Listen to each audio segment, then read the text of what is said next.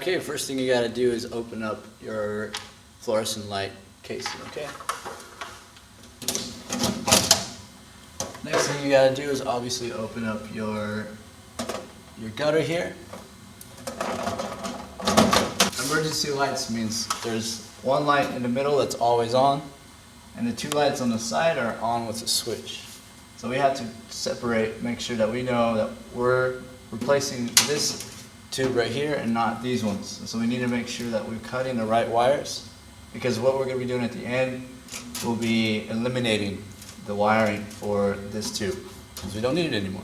Right now we have black wire, which is going to be the wiring that's connected for the emergency lighting, and this black wire is connected to this ballast, and we just have to make sure that we are cutting the right wire. This one, this one.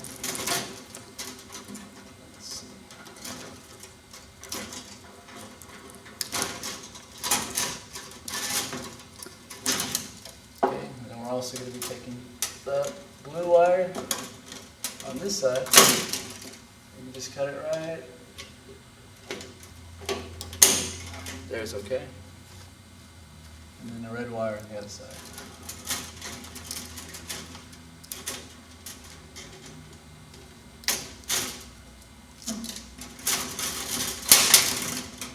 Done. Now we're just going to remove the ballast. Now next we need to install our new driver, and we're going to put it right here. The thing I recommend to do, since these drivers have a sticky pad on the back, is getting some rubbing alcohol and cleaning off this area so that way it'll stick and it'll last longer. Swipe it down pretty good. Okay, now we're just going to remove the tape. And stick it right in there. And you want the power facing the power. The input. And make sure it's aligned. Alright, next, now what we need to do is connect our power directly to the driver.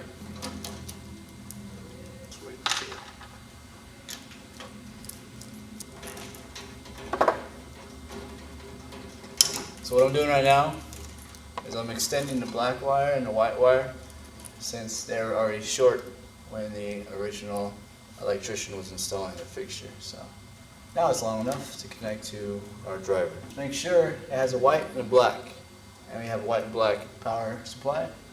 Other cases it'll be a red wire, but just make sure that the hot goes to hot and neutral goes to neutral. The hardest part about installing this is everything but the light bulb. You have the wiring that you got to make sure is inside nicely, opening it up, setting up the ladder, setting up your tools, and that's about it. But the actual installation and the cutting of the wire takes about 10 minutes. I'm going to be putting back the gutter, the light bulbs, and then I'll show you how easy it is to connect the driver to the LED light.